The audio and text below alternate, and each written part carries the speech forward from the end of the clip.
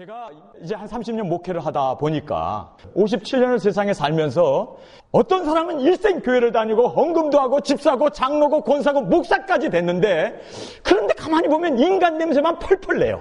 정말 회개하고 주님이 우리의 주인 대신 그 생명력이 나타나지 않고 그저 세속적인 사고방식과 세속적인 언어와 그 풍행망이 삶 가운데 나타나는 그런 안타까운 사람들을 많이 봅니다. 도대체 저 사람은 왜 그럴까? 아니, 성경도 있고 신앙생활도 하고 교회도 다니는데 왜 저렇게 세상에 완전히 찌들어서 사고방식이 그렇게 세속적인 사고방식에서 살게 될까? 그 이유를 가만히 보면 말해요. 한 번이라도 일생 태어나서 전력 질주를 안 한 거예요. 정말 예수님이 나의 구원자이시고 나의 생명 되시고 나의 유일한 하나님이시라는 걸 믿는다면 정말 올인 예수님에게 정말 올인 한 사람은요, 날라요. 뜹니다. 비행기가 고공을 나르는 것처럼 날라요. 그래요. 여러분, 날아보셨어요? 정말 구원받은 그 기쁨, 그 희열, 그 놀라운 축복, 그 영광을 여러분 한번 날아보셨어요? 왜 날르지 못하는가? 왜 사람들이 날르지 못할까? 도대체 왜 목회자로서 왜 사람들이 그렇게 신앙생활하고 기도하고 말씀도 보고 그렇게 교회 생활을 하는데 날르지 못할까? 그거는요, 비행기가 땅에서 쉬우니까 여기저기 기웃기웃거리고, 정말 주님 앞에 한번 올인하면 모든 것 정말 주님 앞에 다 그분만을 신뢰하고 그분만을 의지한다면 여러분은요, 분명코 비행기가 그 날개는 날기 위해서 있는 것처럼 여러분께서 날 수가 있습니다. 그리고 그 난 자만이 정말 그 고공에서의 그 놀라운 지상을 내려다보면서 영적인 세계의 그 풍만함을, 풍성함을 누릴 수가 있게 된다는 사실입니다. 여러분, 정말 여러분 과거를 한번 돌아보세요. 오늘 이 시간이 있기 전까지 나는 정말 주님 앞에 온전히 올인한 적이 있는가? 불가동하고 정말 하늘을 날기 위해서 주님만을 의지하고 바라보고 그분 앞에 모든 것을 한 번이라도 인생에 있어서 그래 본 적이 있느냐는 거예요. 여러분, 정말 기도하면서 그렇게 진동이 올 만큼 그렇게 간절하게 하나님 앞에 눈물 콧물 흘려가면서 회개해 본 적이 있어요? 정말 하나님, 나 이렇게 살면 멸망입니다. 주님, 나 구원해 주세요. 하나님, 예수님 하고 정말 물에 빠져가는 그 베드로가 예수님의 손을 붙잡고 두려워 말라 하고 예수님이 건져주는 것처럼 정말 우리가 그렇게 애통해하면서 주님 앞에 부르짖으면서 주님 앞에 나아간 적이 있느냐고요. 이 고공을 나르는 비행이라는 것이 얼마나 멋지다는 걸 알고 그 희열 속에서 주여 오시옵소서, 주여 오시옵소서 주님만을 바라보고 그렇게 일생 주를 위해서 헌신하면서 살 수 있게 되는 것입니다. 오토바이, 스포츠카, 여러분은 날개를 가진 하늘을 날아야만 진정한 목적이 이루어지고 여러분이 이 세상에 존재하는 이유가 이루어지는 이유가 하늘을 알아야 돼요. 비상을 해야 합니다. 그래야만 여러분은 세상 사람들이 바라보면서 우와, 대단하다. 비행기, 저 큰 비행기가 나르네. 여러분, 그렇게 날 수 있기 위해서는 예수 그리스도 앞에 올인할 수 있는 저와 여러분이 되시길 간절히 주님의 이름으로 축원합니다. 제가 영순이라고 하는 제목으로 지금 석주째 설교를 합니다. 그 영순이라는 얘기는요, 확실하게 들림받을 때 확실한 들림의 자리가 영순이에요. 영번은 완전히 되어질 수 있다는 의미가 아닙니까? 오늘은 끝까지 살아남을 영순이에 대한 말씀입니다. 끝까지 살아남는데 핍박은 보장되었구나. 여러분, 오늘 이 본문 말씀을 대하면서 정말 우리가 눈이 띄어지기를 원합니다. 여러분, 우리에게 있어서는 세 가지 성도에 걸어갈 길이 결정되어 있어요. 더러는 들림이 있고, 더러는 순교가 있고, 또 더러는 끝까지 살아서 주님을 맞이할 수 있는 그 영광이 있습니다. 여러분, 뭘 원하세요? 끝까지 살아남는 거 원하세요? 그런데 그 끝까지 살아남는 거기에는요, 핍박이 보장되어 있네요. 핍박을 거쳐 가야 돼요. 그 풍파, 세상의 그 환란, 하물며 부모가 자식을 죽이는 그러한 어려움과 핍박이 있게 된다는 것을 성경은 보장하고 있습니다. 그럼에도 불구하고 우리 가운데 분명코 끝까지 살아서 주님을 맞이하는 그 영광의 자리가 있을 줄 믿습니다. 우리는 무엇을 원하든지 우리의 원함대로 되어지는 게 아니라 하나님의 인도하신 가운데 이루어지기 때문에 들림받는 것? 예, 참 좋죠. 마리아와 같은 그런 순수한 신앙, 어린아이 같은 그러한 정결한 믿음과 정말 주님을 향하여 올인했던 사람들, 비행이 이루어질 수 있는 것처럼 마찬가지로 우리가 하늘나라로 들려 올라가기 위해서는요, 올인, 비행기의 비상이 우리에게 있어야 한다는 것입니다. 여러분, 정말 올인 하십니까? 그러면 여러분은 그렇게 올인했던 마리아가 주님께서 영원히 그의 이름을 기억하시고 베다니까지 가가지고 예수님의 들림받는 그 순간에 베다니를 향하여 축복하고 그리고 사람들이 보는 앞에서 들림을 받았던 것처럼 여러분이 정말 하나님 앞에 비상하고 들림받고 하나님 앞에 고공비행을 하기 위해서는요, 전적인 하나님을 향한 마리아와 같은 올인이 있어야 한다는 것입니다. 그 다음에 오늘 이 본문 말씀에 보면 끝까지 살아서 주님을 맞이할 수 있는 영광의 자리가 있습니다. 여러분, 오늘 끝까지 살아서 주님을 맞이할 수 있는 사람들은 도대체 어떤 믿음의 사람들이었는가? 그리고 우리에게는 어떤 환란이 있는가? 그 환란 가운데 우리가 끝까지 의지하고 어떻게 이 모든 환란을 승리하고 이겨나갈 수 있는가? 오늘 본문 말씀에서 한 절 한 절 찾아가면서 은혜의 시간이 되기를 간절히 원합니다. 여러분, 그 아무도, 그 누구도 여러분 스스로가 포기하고 여러분 스스로를 무너뜨릴 수 있지만 죽음인들, 고난인들, 어떤 박해에도 여러분께서 아무도 그 어떤 능력도 그 어떤 것도 우리를 포기하게 하거나 우리의 그 결정을 무너뜨릴 수 있는 것은 오직 내 자신뿐이라는 것을 알아야 합니다. 우리의 육신을 해하더라도 우리의 육신과 영혼을 멸망시킬 하나님을 우리는 두려워해야 합니다. 세상의 그 환난, 어려움, 역경, 그것은요 일시적인 것에 불과하다는 것을 알아야 합니다. 우리는 영원한 끝까지 인내한 사람들에게 주어지는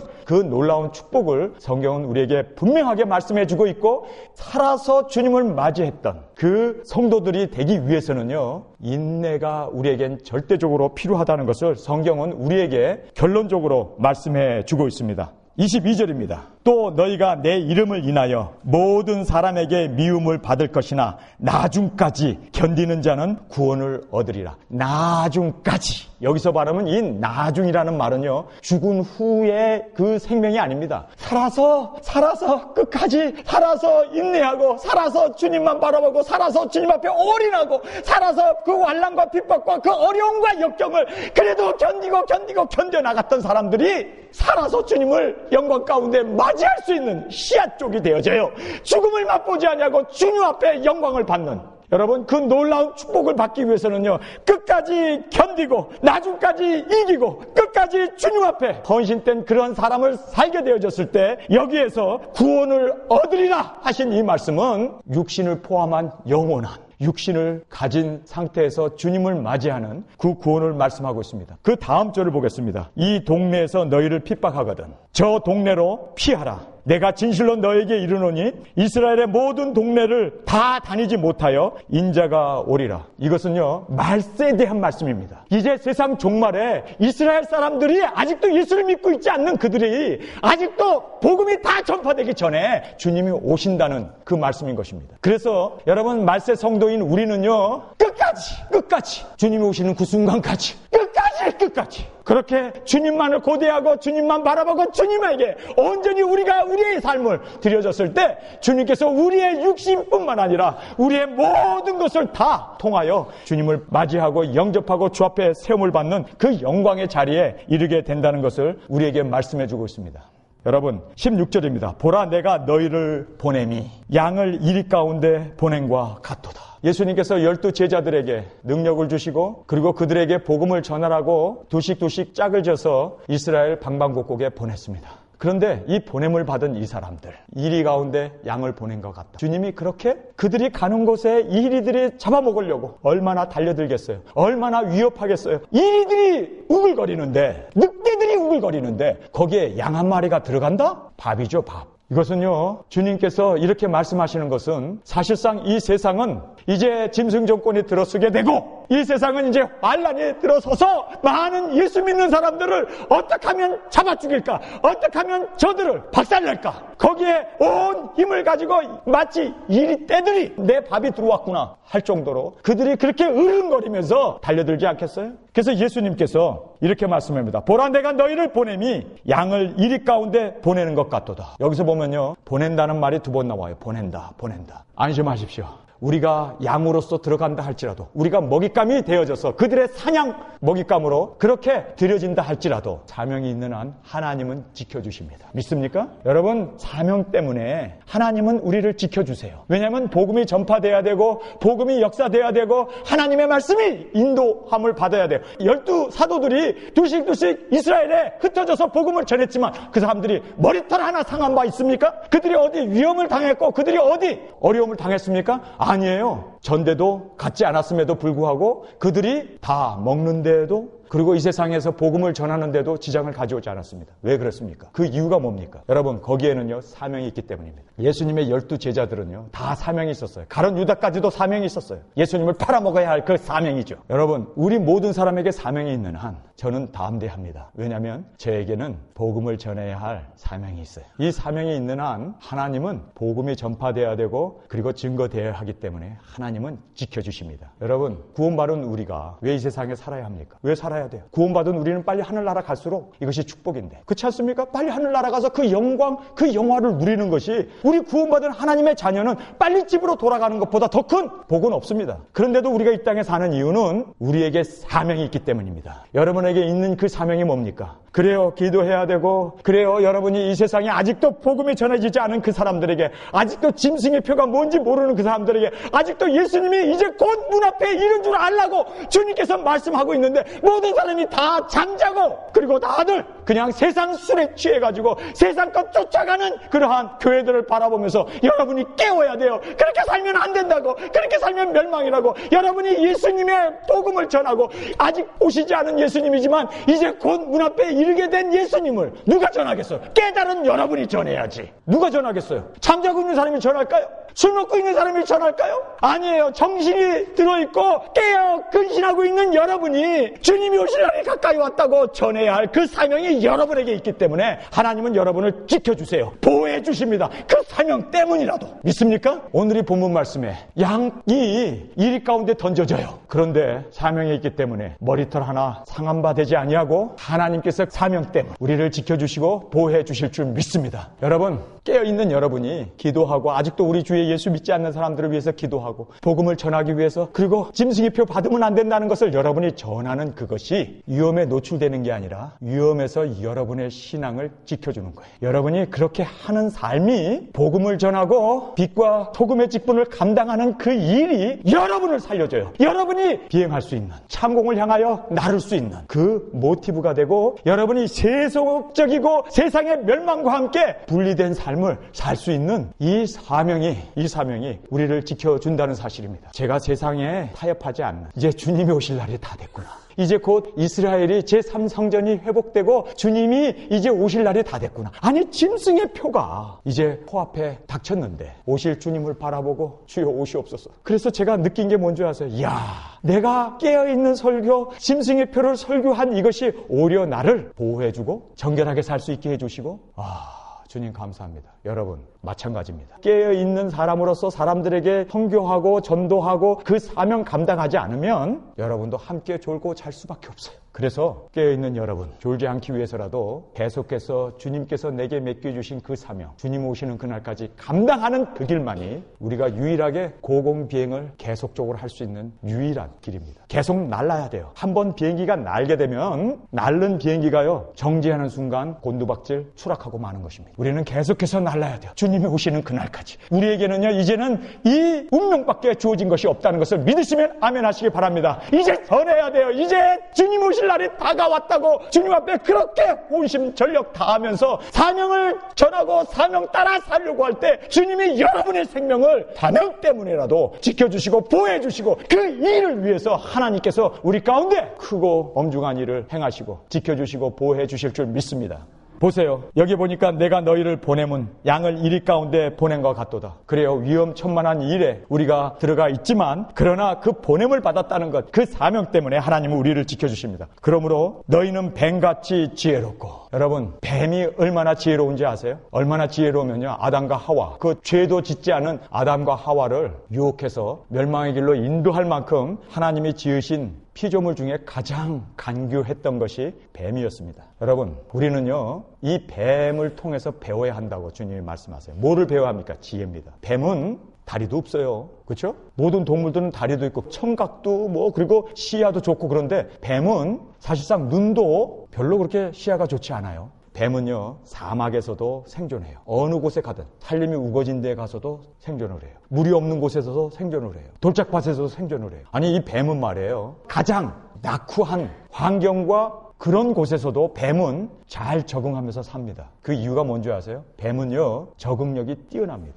열악한 환경에서도 뱀은 살아남을 수 있는 그런 지혜가 있어요. 왜 예수님께서 우리에게 뱀에게 배우라고 할까요? 우리는 세상 사람들에게도 배워야 할 것이 있습니다. 우리 예수 믿는 사람들은요, 항상 세상에 살면서 배워야 해요. 배워야 합니다. 왜냐하면 이 생존 전략에 대해서 배우라고 주님은 말씀합니다. 아니, 그냥 예수님이 도와주시고 그냥 지켜주시면 됐지. 아니, 이리 가운데 양을 집어넣어 놓고 그러므로 배우라는 거예요. 자, 그 다음에 비둘기같이 순결하라. 여러분, 비둘기는요, 절대로 더러운 것을 먹지 않습니다. 자기가 먹는 그 정결한 음식만 먹는 것이 비둘기입니다. 그래서 비둘기처럼 순전하라라는 이야기는 여러분, 하나님의 말씀, 이 진리, 하나님 말씀이 우리에게 순전한 영의 양식일 줄 믿습니다. 그래서 이 하나님의 말씀만을 여러분이 사모하고, 이 말씀만 누가 들었다 보았다 얼마나 많은 일들이 인터넷이 발달하면서 참 많은 역작용도 많이 일어나요. 많은 사람들이 보았다 들었다 어느 할머니가 계시를 받았네 어쩌네 저쩌네 이런 것 때문에 사실상 많은 사람들에게 혼돈을 갖다 주고 말아요. 그래서 여러분은요, 하나님의 말씀이 아니거들랑 절대로 받아들이지 마시고 하나님 말씀일 때만 아멘 하시고, 그리고 하나님 말씀으로 우리의 구원의 진리는 족해요. 더 이상 나갈 필요도 없고, 이 하나님 말씀 안에서 우리는 충족한 구원이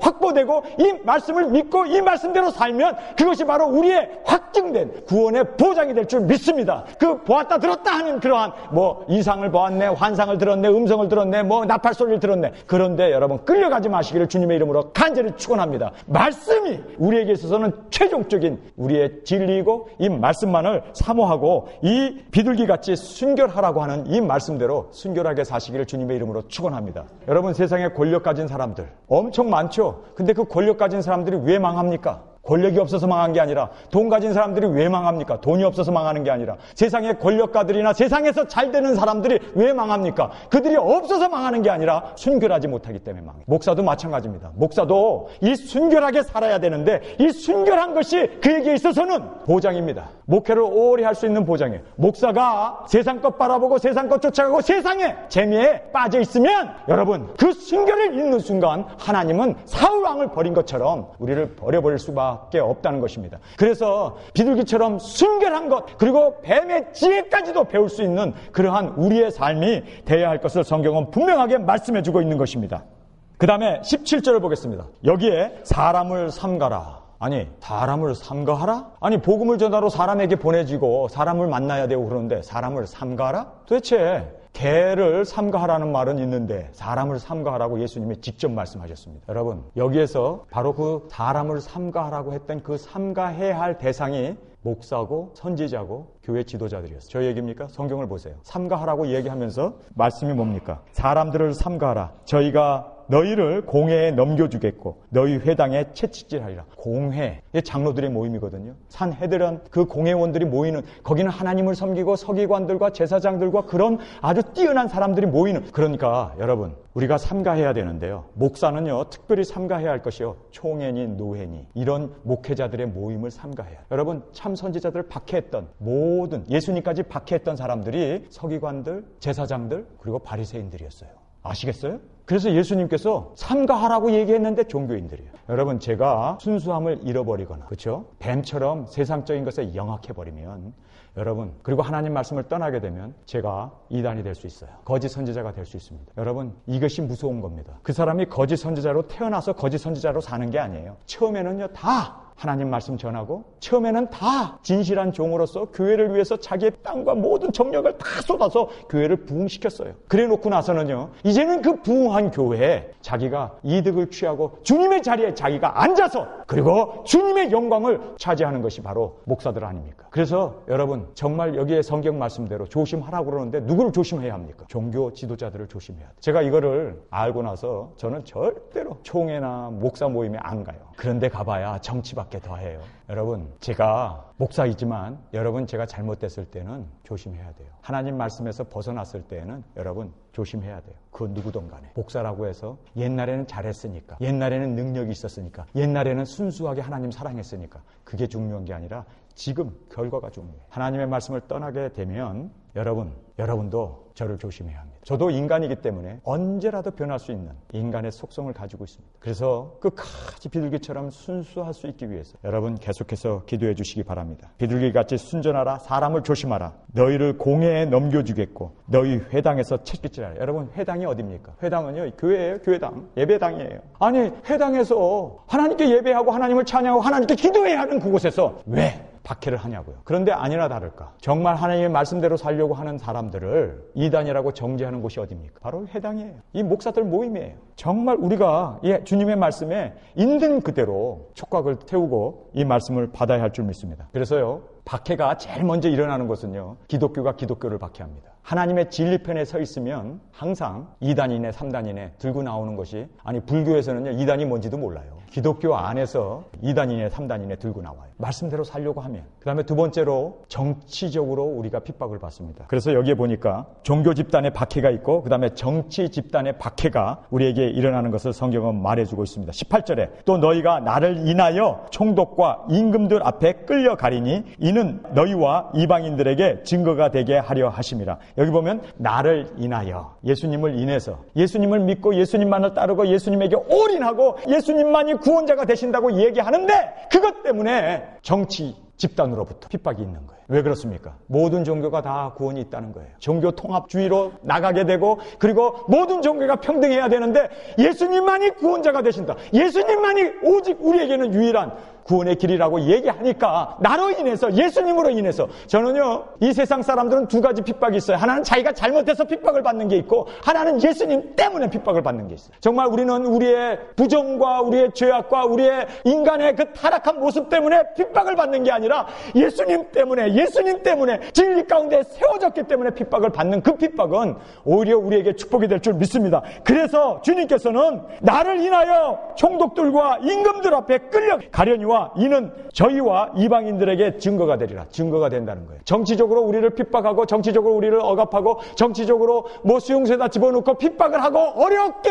한다 할 때, 그때 오히려 복음이 확산이 됩니다. 여러분, 이게 놀라운 진리의 말씀입니다. 그래서 우리가 정치적으로 핍박을 받으면요, 그 정치적으로 핍박받는 그 교회나 그 살아있는 성도들은 오히려 더 뜨겁게 기도해요. 그 환난 가운데, 어려움 가운데, 역경 가운데 더 주님 앞에 나가게 돼요. 더 주님만 의지하게 됩니다. 그래서 핍박은 우리에게 있어서 오히려 더 증거의 일이 되어지고 하나님의 말씀의 확산에 오히려 도움이 되어진다는 것을 성경은 우리에게 분명하게 말씀해 주고 있습니다. 그래서 저희와 이방인들에게 증거가 되게 하려 하심이라. 여러분, 핍박을 우리가 그냥 받는 것으로 끝나는 게 아니라 이것이 오히려 복음의 촉진제가 되고 복음이 전파되는 그러한 도구가 되어진다는 사실을 믿을 때 우리가 핍박받는 것에 대해서 주저하지 않을 수 있게 된다는 것입니다. 그러면서 19절입니다. 너희를 넘겨줄 때 어떻게 또는 무엇을 말할까 염려치 말라. 예수님께서 이 세상에 계실 때요, 염려치 말라는 것을 두 번 말씀하세요. 첫 번째는 무엇을 먹을까, 무엇을 마실까, 무엇을 입을까 염려치 말라. 염려하지 말라는 이유가 뭡니까? 왜 염려하지 말라고 그래요? 그는 다 이방인 사람들이 구하는 것이요, 우리는 전부 우리의 아버지라는 거야. 우리의 아버지 되신 하나님께서 자녀인 우리에게 필요한 모든 것을 채워주실 줄 믿습니다. 여러분, 하나님이 우리 아버지시잖아요. 그 아버지가 자녀인 우리에게 먹을 것 안 주겠어요? 먹을 것 주기 때문에 우리는 끝까지 염려하지 말라는 거예요. 먹을 것 때문에 염려하지 말고 그의 나라와 그 의를 구하는 우리의 삶이 되어야 할 것을 말합니다. 그러면서 예수님께서 염려하지 말라고 두 번째로 하신 말씀이 바로 이 말씀이에요. 핍박 가운데 무슨 말 할까? 어떻게 도망치지? 어떻게 피하지? 이걸 염려하지 말라는 거예요. 왜냐하면 여기에서도요, 우리에게 주는 교훈이 뭡니까? 우리의 아버지. 성경을 보시겠어요? 20절에 말하는 이는 너희가 아니라 너희 속에 말씀하시는 자 곧 너희 아버지, 천부 우리 아버지의 성령께서 우리와 함께 하시고 고난을 받는 우리와 함께 같이 고난 가운데, 역경 가운데 있기 때문에 그분이 피할 길을 인도해 주시고 그분이 해야 할 말을 우리에게 주시고 그분이 우리에게서 얼마든지 구제의 말과 지혜를 주시고 그리고 답변해야 할 것을 다 성령님께서 우리 가운데 아버지께서 역사하심으로 말미암아 우리가 두려워할 게 없다는 거예요. 여러분, 염려하지 말아야 할 것 두 가지. 그런데 사람들이 이 두 가지를 제일 염려해. 그렇죠? 염려하지 말라고 했더니 더 염려하는 것 같아요. 염려할 그 시간에 감사함으로 하나님께 아뢰시기를 바랍니다. 이거는 아버지께서 자녀인 우리를 채워주세요. 믿습니까? 채워주세요. 지금까지 채워주셨고 앞으로도 채워주시고 환난 가운데도 이 어려운 가운데도 우리를 채워주실 그 아버지. 여러분 확실하게 믿으시길 주님의 이름으로 축원합니다. 두 번째는요. 이제 환난이 오게 되면은 끌려가면 어떻게 돼? 앞으로 일어날 환난에 대해서 미리 염려하지 마세요. 절대로 이건 염려할 것이 아닙니다. 우리 아버지께서 어련히 알아서 보살펴 주시고 지켜주시고 머리털 하나 상한 바 되지 아니하시도록 하나님께서 우리 가운데 은혜를 베풀어 주시고 하나님의 약속의 말씀으로 우리를 지켜주실 줄 믿습니다. 그래서 염려치 말라. 그때 무슨 말을 할 것이 그 말까지도 우리에게 주신다라고 성경은 말씀해주고 있는 것입니다. 그 다음에 20절입니다. 말하는 이가 너희가 아니라 너희 속에 말씀하시는 자 곧 너희 아버지의 성령이시니라. 아버지, 우리의 아버지, 너희 아버지라고 얘기해요. 여러분이 자녀인 우리가 고난을 당하고 역경을 당하고 어려움 당할 때 우리의 아버지가 누구이신가? 한번 여러분 묵상하면요. 우리 아버지는 우리 자녀에 대해서 책임을 지셔야 할 분은 아버지세요. 믿습니까? 아버지가 우리의 하나님 되시는데 무엇을 두려워하겠습니까? 그분이 우리의 아버지가 아닌 것이 문제지. 우리의 아버지가 되신다면 여러분 두려워할 것이 아무것도 없다는 사실입니다. 22절에 또 너희가 내 이름을 인하여 모든 사람에게 미움을 받을 것이나 나중까지 견디는 자는 구원을 얻으리라. 여기 보면요. 또 너희가 내 이름을 인하여 모든 사람에게 미움을 받는다라고 얘기합니다. 여러분 박해는요. 4가지 박해가 있어요. 첫 번째는요. 종교로부터 받는 박해가 있어요. 제일 먼저 박해가 항상 종교로부터 받았습니다. 아벨과 가인이 하나님 앞에 예배를 드렸는데 아벨이 누구 때문에 죽습니까? 저 아담이 죽였습니까? 하와가 죽였습니까? 그 당시에는 인간이 4밖에 없었는데 근데 누가 죽였어요? 예배를 드렸던 이 가인이 아벨을 쳐 죽입니다. 항상 여러분 그 성경에 보면요. 예수님의 핍박도 보면은 종교 지도자들이 예수님을 핍박을 해요. 자기의 체계가 흔들리니까. 여러분 제일 먼저 박해가 종교 지도자들로부터 시작됩니다. 두 번째는 정치적으로 옵니다. 세 번째는 가까운 친척으로부터 옵니다. 여러분이 말세다, 주님이 오실 날이 멀지 않았다, 깨어 기도해야 된다, 이제 주님이 오신다라는 것 전해보세요. 가족들이 어떻게 하는가? 안면 몰수하고 달려들죠. 너는 어느 교회 다니냐? 2단 아니냐? 3단 아니냐? 들고 나와요. 여러분 성경을 보시기 바랍니다. 21절에 있습니다. 장차 형제가 형제를, 아비가 자식을 죽는 데 내어주며 자식들이 부모를 대적하여 죽게 하리니. 그 다음에 세 번째 핍박은요. 가족들이.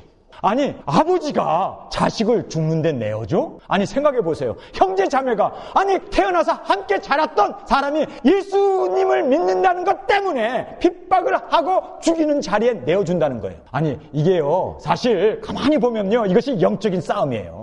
형제면 부모님이 자식을, 자식이 부모를 어떻게 서로 대적합니까? 불가능한 거예요. 가능한 일이 아닌데 이게 가능한 거예요. 왜냐하면 여기에는 사탄의 역사가 있어서 내 자신을 가장 많이 아는 사람이 누굴까요? 부모 아니에요. 근데 그 부모가 나를 죽는 자리에 내놓는다는 거예요. 형제가 나를 내놓는다는 거예요. 아들이 아버지 어머니를. 와 이런 거 보면요 여러분이 주님이 오신다는 것을 믿고 그것대로 순종하고 살고자 하면요 가족들로부터 이렇게 왕따를 당하게 돼 있어요. 당합니까 여러분? 여러분 이것은 기정사실이 되어져 있는 말씀입니다. 그 다음에 네 번째로 우리에게 말씀하시는 것이 모든 사람이 다 싫어한대 우리를. 왜 그럴까요? 여러분 성경을 한번 보겠습니다. 22절에 또 너희가 내 이름을 위하여 모든 사람에게 미움을 받을 것이니. 모든 사람들이 우리를 다 싫어해. 왜 싫어할까요? 예수님만이 구원자가 된다고 그러고 정부 시책 반대하고 그리고 또 우리가 비성경적인 거 절대로 받아들일 수 없다고 그러고 아니 이 짐승의 표 암만 전 세계 사람들이 다 시행한다 하더라도 그것 받으면 지옥 간다고 그러니까 지옥 간다는 소리 누가 듣고 싶겠어요. 나는 받아야 되는데 난 그걸 받아야 경제 활동도 하고 세상에서 살아갈 수 있고 내가 이 세상에서 후기 호화호식하면서 살 수 있는데 그것 받으면 멸망이라고 얘기하니 듣기 싫지. 그러니까 전 세계 사람들이 다 싫어하는 거예요. 다 싫어하는 거예요. 제가 요즘 전 세계 사람들이 다 싫어함을 받는 사람이 되어버렸잖아요. 가족들도 싫어하지. 예수 믿는 사람들도 싫어하지. 목사들도 저 싫어하지. 근데요 성경에서 보니까 모든 사람으로부터 그렇게 미움을 받는데요. 잘못한 것이 없는데도 하나님 말씀대로 그대로 전파하고 그대로 믿고 그대로 이대로 살자고 하니까 기분 나쁜 거예요. 아니 그냥 그 건강보험의 일종인데 왜 그거를 우리가 받았다고 해서 지옥 가냐고. 왜 우리 몸에 칩 하나 집어넣었다고 해서 그거 편리한 문명의 이익인데 과학의 발달로 인해서 생기는 그것이 핸드폰 갖는 거와 뭐가 다르냐. 그런데 그거 받으면 멸망이라고 그러니까 보니까 예수님의 말씀대로 살려고 하고 예수님의 말씀대로 그대로 순종하고 살려고 하니까 모든 사람들이 다 미워하는 거예요. 공공의 적이 돼버렸어요. 여러분, 그럼에도 불구하고 이것이 성경의 말씀입니다. 끝까지 성경을 보시겠습니다. 22절에 또 너희가 내 이름을 인하여 모든 사람에게 미움을 받을 것이나 나중까지 견디는 자는 구원을 얻으리라. 나중까지 견디는 자 구원을 얻는다. 살아서 주님을 맞이하는 그 축복을 우리가 누리게 될 줄 믿습니다. 여러분, 끝까지 인내하셔야 돼요. 끝까지 아버지의 말씀을 붙어잡고 그 말씀대로 순종하면서 그 말씀대로 정말 끝까지 주님 오시는 그날까지 아버지의 말씀을 우리가 믿고 따를 때 하나님께서 그 말씀을 지켰은즉 내가 너를 인내의 말씀으로 지켜주시겠다고 하신 그 말씀의 약속대로 우리를 지켜주실 줄 믿습니다. 여러분, 누가복음 21장 17절 18절을 찾아보시면 거기에 이 본문 말씀과 동일한 말씀이 기록되어 있습니다. 또 너희가 내 이름을 인하여 모든 사람에게 미움을 받을 것이나, 여기서 보면 모든 사람에게 미움을 받는다. 여러분, 이것이 지금 모든 사람들에게 예수 믿는다는 것 때문에 예수님 이름 때문에 미움을 받는 그 일이 벌어지게 된다 할지라도 여러분, 그 다음 절을 보겠습니다. 18절에 너희 머리털 하나도 상치 아니하리라. 19절에 너희의 인내로 너희 영혼을 얻으라. 여러분, 모든 사람이 우리를 미워해요. 모든 사람들이 우리를 박해해요. 예수 믿는다는 것, 그것 때문에 박해하는 게 아니라 말씀대로 살고 말씀대로 우리가 끝까지 순종하고 나가야 한다고, 이제 주님 오실 날이 머지않았다고 그 말씀을 그대로 믿고 순종하고 나아가려고 할 때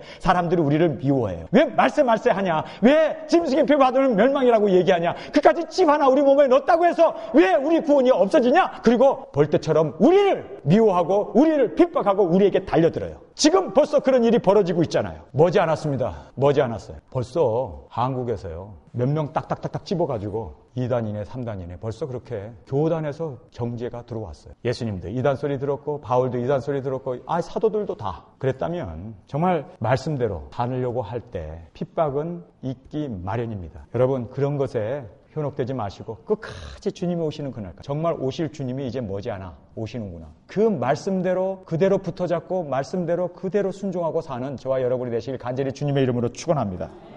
그러면서 23절입니다. 이 동네에서 너희를 핍박하거든 저 동네로 피하라. 여기서 보면요, 핍박을 하면 피하라고 그래 있어요. 이것은 성경의 진리입니다. 예루살렘 교회가 얼마나 부흥을 했습니까? 한 번 설교에 5,000명이 회개하고 돌아왔어요. 한 번 설교에 3,000명이 주 앞으로 돌아오고 가슴을 치면서 어찌할 것 난리가 났어요. 그런데 헤롯이 핍박을 하기 시작합니다. 예수 믿는 사람들을 죽이기 시작합니다. 그랬을 때 그 핍박으로 인해서 예수님의 이 말씀, 여러분, 이 말씀이 굉장히 중요한 거예요. 한 도시에서 핍박을 받거든 다른 도시로 도망하라는 거예요. 피하라는 거예요. 성도 여러분, 이것 때문에 예루살렘에 안 떠나고 그대로 있었다가는 다 몰살당하고 기독교는 작살나고 없어져 버려요. 성경이 어디 생깁니까? 교회가 어떻게 전 세계에 퍼져나갈 수가 있겠습니까? 이 말씀 때문에 핍박이 있거든 너희는 피하라는 말. 그것 때문에 초대교회 그 핍박 가운데 이들이 흩어졌습니다. 그리고 온 유럽에 가정교회가 세워질 수가 있었습니다. 그리고 캐톨릭이 이제 그 중세시대에, 암흑시대에 그 믿는 자들을 핍박하기 시작했습니다. 엄청난 사람들을 캐톨릭에서 말씀대로 산다고 해서 핍박하고 죽이기 시작했습니다. 그때 그 핍박 때문에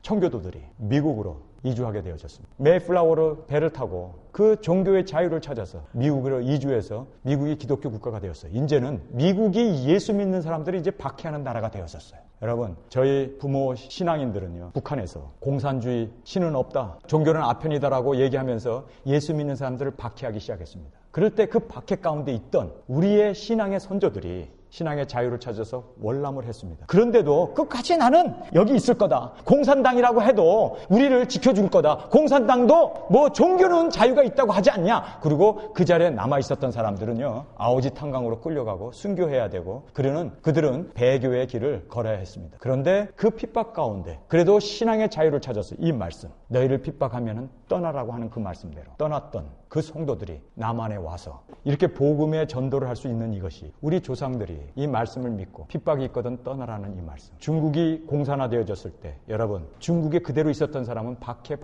속에서 엄청난 문화혁명 때 죽임을 당했습니다. 그래도 그들이 대만으로 건너와서 대만의 그 큰 교회를 세우게 돼요. 바로 대만에서 그 많은 선교사들이 일어나게 되어졌습니다. 한국도 북한에서 내려온 그 죽으면 죽으리다 순교자적인 그러한 신앙을 가진 사람들이 월남해서 한국의 교회를 세우는 거예요, 사실은.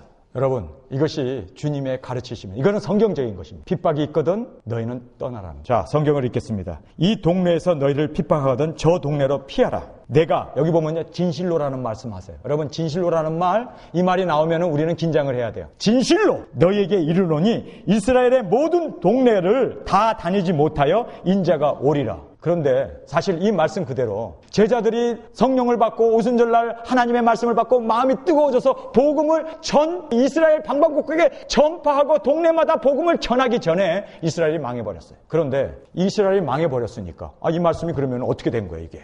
이스라엘이 없어져 버렸으니까 전 세계에서 동네가 사라져 버렸는데 이스라엘 예루살렘 성은 완전히 회파돼 버렸는데 2000년 동안. 그런데 여러분, 주님이 오시기 바로 직전에 이 말씀이 이루어지지 않았습니다. 이스라엘이 땅을 회복하고 독립을 하게 되고 아직도 예수 안 믿는 사람들이 예루살렘 그리고 이 이스라엘이라고 하는 나라 그 동네에 지금 모여져 있습니다. 주님이 오시기 전에 이제 그들에게 복음이 전파되고 예수님을 믿고 정말 한일의 언약이 이루어지고 그들이 가슴을 치면서 하나님 앞에 통해 자복하면서 그들이 회개하고 돌아오게 되어 있어요. 그것이 마지막 우리 이방인들에게는 짐승 정권이 들어서게 되고 이스라엘은 7년 동안 회복이 이루어지는 일이 있습니다. 그 회복이 이루어지는데 그때 예수님이 오신다는 거예요. 이 말씀이 문자적으로 그대로 지금 이루어지고 있습니다. 우리가 여기에서 4가지 교훈을 보게 됩니다. 첫 번째 교훈은 뭐냐면요, 피하라는 교훈이에요. 그래요, 이방인들 우리는 7년 대환란이 일어나게 되면 짐승 정권들이 그 모든 사람들이 예수 믿는 사람들을 박해하고 죽이려고 해요. 그랬을 때는 여러분 떠나라는 거예요. Escape from here. 떠나라는 거예요. 다음에 두 번째 교훈은 산자들이 있다는 거예요. 산자들이 주님이 오신다는 거예요. 마을마다 다 주님 앞으로 귀일되기 전에 예수님이 오시는. 여기 보면 산자들이 있어요.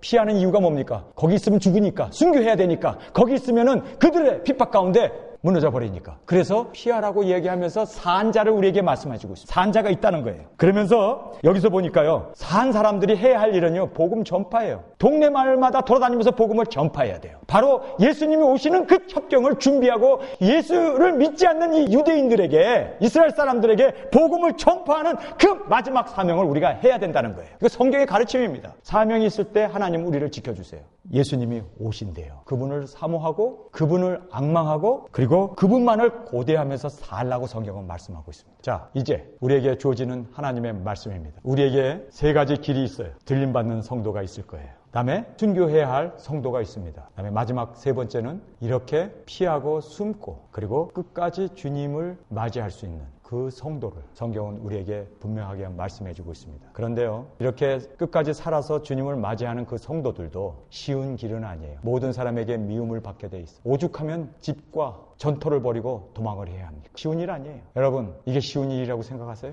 해보세요. 이게 쉬운 일인가? 스트레스 팍팍 받는 일입니다. 아니, 가족들이 우리를 핍박한대요. 아니, 그 피부치가, 나를 잘 아는 부모가 우리를 핍박한대요. 그것뿐만 아니라 여기 보니까요, 모든 사람이 우리를 핍박한대요. 그리고 정치 집단이, 종교 집단이 핍박을 한대요. 이래도 여러분, 성경에 나와 있는 말씀대로 나중까지 라스트 모먼트까지 주님이 오시는 그날까지 인내하고 견디고 승리하는 저와 여러분이 되시길 간절히 주님의 이름으로 축원합니다. 우리에게 3가지 길이 있습니다. 들림의 길이 있고 순교의 길이 있고 끝까지 살아남아 주님을 맞이해야 할 우리의 성도의 길이 있음을 깨달았습니다.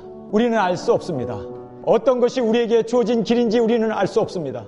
그러나 주님이 오시는 그날까지, 나중까지, 마지막까지 끝까지 인내하는 저희들이 되어지기를 원합니다. 죽음의 순간에도 인내하게 하옵소서. 들림의 순간에도 올인할 수 있는 저희들이 되게 하옵소서. 그리고 하나님 아버지, 피하고 도망하는 그 일이 벌어진다 할 때에도 올인할 수 있는 저희들의 삶이 되어지기를 원합니다. 주여, 우리를 어디로 인도하든지 간에 순교의 길이든 고난의 길이든 악을 골짜기의 그 죽음의 길이든 또 생명을 얻는 그 길이든 초대교회 교인들이 오로지 주님 앞에 올인했던 것처럼 나중까지, 끝까지, 마지막까지 미소 지을 수 있는 저희들이 되어지게 하옵소서. 주여 오시옵소서. 주여 오시옵소서. 이제는 우리 주 예수 그리스도의 은혜와 아버지의 사랑하심과 성령님의 감동 감화 역사하심이 오늘 말씀을 듣고 전 세계에서 인터넷을 통해서 하나님의 말씀을 사모하고 들었던 모든 성도들, 그 가정 위에 주여 어서 오시옵소서. 끝까지 인내하고 그리고 나중까지 웃을 수 있는 그 영광의 자리에 앉을 수 있는 저희 모두가 되어질 수 있도록 예수님께서 그렇게 주관하시고 다스려 주시기를 우리 주 예수 그리스도의 이름으로 간절히 축원하옵나이다.